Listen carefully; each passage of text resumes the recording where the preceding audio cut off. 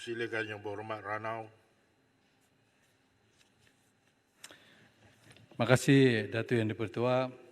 Salam hormat pada seluruh ahli-ahli majlis. Dalam ucapan belanjawan kali ini saya ingin menyentuh beberapa perkara yang mana saya berharap kerajaan yang ada pada hari ini akan mengambil tindakan yang serius untuk menangani perkara yang saya akan bangkitkan. Tapi tidak lupa, sebelum saya mulakan, saya ingin mengucapkan terima kasih di atas usaha kerajaan perpaduan yang ada pada masa sekarang untuk memberikan dana untuk membina membangunkan bandar-bandar antaranya dan juga untuk prasarana awam Sabah dan Sarawak 2.5 bilion, Pan Borneo 20 bilion untuk 1,000 kilometer dan untuk pembinaan klinik, bank dan beberapa lagi yang telah diberi perhatian oleh kerajaan perpaduan pada masa sekarang. Tapi saya ingin menyentuh pertama yang saya ingin tekankan, saya pernah sebut perkara ini sebelumnya pada tahun-tahun yang sebelum ini. Saya rasa perlu lagi sekali lagi saya tekankan dan rakan saya daripada Sabah, YB Keningau juga sudah menyentuh perkara ini, namun saya rasa perlu dipertegaskan bahwa kami rakyat negeri Sabah, rakyat dari wilayah Sabah, mengharapkan bahwa perbelanjaan pembangunan untuk Sabah dan Sarawak hendaklah dinaikkan secara adil. Cadangan YB Keningau supaya peruntukan pembangunan diagihkan secara adil, 50% untuk Semenanjung, 25% untuk Sabah dan 25% untuk Sarawak, itu saya sokong penuh. Ini adalah bertujuan untuk mengimbangi jurang pembangunan yang sangat ketara di antara Semenanjung dan Sabah dan Sarawak. Saya berkata demikian kerana isu kemiskinan, seperti mana yang telah disentuh oleh rakan saya daripada YB Kudat, kemiskinan di Sabah khususnya sangat tinggi. Dan daerah-daerah yang terlibat dalam kemiskinan ini juga mempunyai angka yang sangat besar. Bayangkan satu Melaka lebih kurang 1 juta orang. Di kawasan di Sabah kita ada lebih kurang 790,000 orang yang berada dalam miskin tegar. Bayangkan dalam satu negeri seperti Melaka, hidup di dalam keadaan yang susah, dalam keadaan papa, dalam keadaan daif. Dan sebab itu kami sebagai wakil rakyat daripada Sabah sentiasa berjuang. Apa yang selama ini kami merasakan bahwa tidak adil yang telah dilakukan ke atas Sabah dan Sarawak. Teman-teman yang dipertua, kita mengakui bahwa 99 bilion telah dibelanjakan, dimasukkan dalam bajet pembangunan.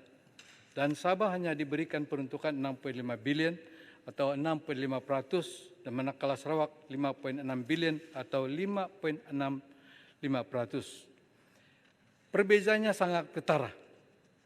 Karena di Semenanjung jumlahnya tersangat besar. Lebih kurang 80% perbedaan pembangunan untuk Semenanjung dan untuk Sarawak, Sabah jauh ketinggalan, tercorot.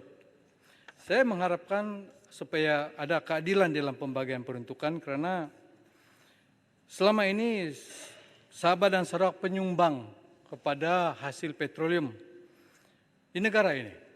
Jika kita lihat bahwa di Sabah dan Sarawak, Sabah menyumbang lebih kurang 400,000 barrel tong minyak sehari, dan di Sarawak lebih daripada 700,000 barrel tong sehari. Jika dicampurkan kepada kedua jumlah ini, nilai yang akan diperoleh oleh kerajaan lebih daripada 100 bilion setiap tahun. Saya telah membuat congokan secara kasar, kalaupun sekiranya ditolak dengan 70% kos pengeluaran, tetapi bukan setiap masa kos pengeluaran itu 70%. Bila sudah dibina telaga minyak itu akan berkurangan kos kepada 50%. Kalaupun saya mengambil kira bahwa 70% adalah kos pengeluaran, keluaran daripada minyak Sabah pun masih ada hasilnya sebanyak 16 bilion, 16.6 bilion setiap tahun. Jadi sudah bertahun-tahun, bukan sekali ini, bahwa dikutip hasil ratusan bilion. Ini belum lagi dikira banyak perkara. Sebab di dalam ME63 dan dalam perlembagaan, segala hasil yang diperoleh persekutuan sepatutnya diserahkan kepada Sabah. Tapi selama ini kita bertanya-tanya, adakah hasil daripada semua bank-bank yang beroperasi di Sabah? Maybank, ada CIMB Bank, Public Bank dan sebagainya, adakah mereka membayar cukainya di Sabah? Sebab kalau tidak ada rekodnya, artinya mereka membayar hasil itu di Kuala Lumpur, di pusat. Begitu juga dengan Felda. Ratusan ribu ekar tanah diberikan kepada mereka. Mereka untuk ratusan juta. Belum lagi disebut agensi-agensi lain atau syarikat-syarikat besar lain yang beroperasi di Sabah tetapi tidak membayar hasil dan tidak terlihat jumlah cukai itu dibayar di lembaga hasil dalam negeri Sabah. Jika kita lihat 2, 3, 4 tahun yang lalu, kutipan cukai daripada LHD Sabah melebihi daripada 4 bilion lebih.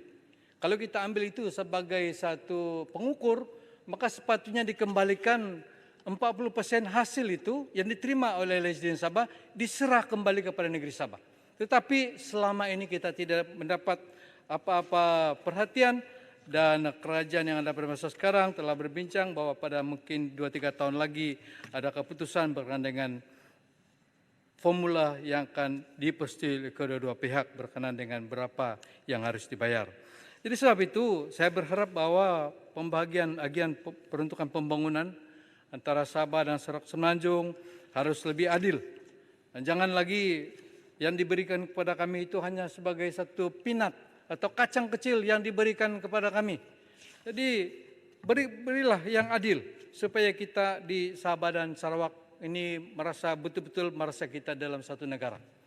Kita mau bahwa negara Malaysia ini menjadi satu negara yang kuat, yang kukuh, yang mana hidup rakyatnya itu boleh saling percaya dan mempercayai. Tapi bagaimana mungkin kita dapat menikmati semua keadaan damai, ketenangan, kesenangan dan sebagainya jika sekiranya imbangan dari si ekonomi pun tidak adil bagi kami untuk Sabah dan Sarawak. Kedua perkara yang saya sentuh ialah berkaitan dengan peruntukan pembangunan 6.5 bilion yang diumumkan untuk Sabah. Sebenarnya kita minta supaya kerajaan memberikan perincian peruntukan yang diberi mengikut sektor dan subsektor supaya kerajaan Sabah mendapat gambaran yang jelas mengenai peruntukan mengikut sektor. Supaya sama ada projek-projek yang hendak dilaksanakan Sabah itu ianya memenuhi sebenarnya keperluan negeri Sabah. Kita kena lihat secara berpadanan sama ada keuangan itu telah digunakan sepenuhnya. Saya mau bagi contoh. Sebab di tempat saya di daerah Nau pernah telah dibuat satu proyek yaitu kincir angin elektrik yang memakan belanja lebih daripada 7 juta lebih. Tetapi ini peruntukan daripada federal dibina saja. Tanpa membuat kajian terperinci sama ada sesuai atau tidak. Setelah bertahun-tahun itu adalah proyek Gajah Putih, mereka angkut semula besinya. Dan itu merupakan satu kerugian bagi kami negeri Sabah. Bagi pandangan saya ini adalah karena tidak ada buat due diligence, tidak ada betul-betul buat penyelidikan penuh sebelum proyek itu dilaksanakan. Sebab itu sangat penting bahwa bagi apa-apa proyek ini dilaksanakan oleh Kerajaan Persekutuan Negeri Sabah, mesti melalui jawatan kuasa khas Sabah dan juga persekutuan supaya dapat menilai benar-benar keperluan itu. Saya difahamkan bahwa pada suatu masa yang lalu ada, tetapi tidak diaktifkan dan sebab itu saya minta supaya ini ada penyelarasan supaya pemadanan dapat dibuat oleh kedua-dua pihak yang terlibat. Dan ketiga, saya sentuh sedikit tentang hospital. Tuan Yang Pertua, saya di tempat ini bukan mau membanggakan diri. Tapi kalau saya tidak silap, kamilah satu-satunya parlimen di seluruh Malaysia yang telah berjaya melaksanakan bantuan percuma bagi pesakit yang dimasukkan ke ward hospital. Ranau adalah yang pertama di Malaysia. Kita sudah melaksanakannya lebih kurang 2 tahun lebih. Kita buat itu bukan karena kita ini mau suka-suka, tunjuk-tunjuk. Tidak, kita mendengar suara rakyat di mana mereka mengatakan bahwa saya bertanya sendiri. Kenapa tidak pergi hospital nampak tidak sehat? Dia katakan tambang sudah mau 40 ringgit. Kalau masuk wadah hospital kena cas lagi, balik lagi RM40 mau RM80. Belum termasuk cas berapa hari dalam hospital. Sebab itu kami mengadakan kolaborasi dengan pihak hospital, dengan pengarah hospital Sabah pada masa itu, supaya kami akan cuba menampung yang dimasukkan ke wadah hospital. Dan selama 2 tahun telah terbukti bahwa kami boleh melakukannya. Dan saya percaya bahwa semua wakil-wakil rakyat yang lain juga boleh melakukannya. Tapi yang ingin saya katakan ialah saya berharap bahwa kerajaan Madani. Sebab kalau saya tidak silap pada masa dahulu ketika Pakatan Harapan masih sebagai Pakatan Rakyat, mereka juga telah mengimpikan supaya memberikan sekolah percuma, bantuan hospital percuma, tetapi tidak pernah terrealisasi sehingga sekarang. Dan saya berharap bahwa kalaupun kerajaan tidak dapat sanggup menampung semua hospital di seluruh Malaysia ini, kita berharap bahwa daerah-daerah miskin diberi keutamaan supaya diberikan rawatan percuma yang masuk ke hospital. Antaranya saya ingat kalau di Sabah ini, Tongod 56% miskin, Pitas 53% miskin, Kota Marudu 46,2% miskin, Beluran 45% miskin, Telupit 40,7% miskin, dan juga di negeri-negeri Semenanjung di mana kemiskinan tinggi. Jadi itu saja yang saya ingin sentuh. Sebelum terakhir, sedikit 2-3 patah Datuk Yang Pertua. Berkenaan dengan pengambil alihan Sabah Electricity Sdn Bhd dari Tenaga Nasional Berhad, saya harap bahwa Kerajaan Persekutuan dapat absorb ataupun dapat menyerap kos yang lebih daripada 2 bilion itu, supaya ketika Kerajaan Negeri Sabah mengambil alih melalui Suruhanjaya Tenaga Sabah, kita tidak lagi akan menanggung kos yang tinggi sebelum pengambil alihan ini. Ini karena selama ini telah berpuluh tahun berbilion-bilion diterima oleh Kerajaan Persekutuan. Sekian, terima kasih Tuan Ibu. Saya mohon menyokong bajet 2023. Terima kasih Yang Berhormat Ranau. Dipersilakan Yang Berhormat Padang Terap.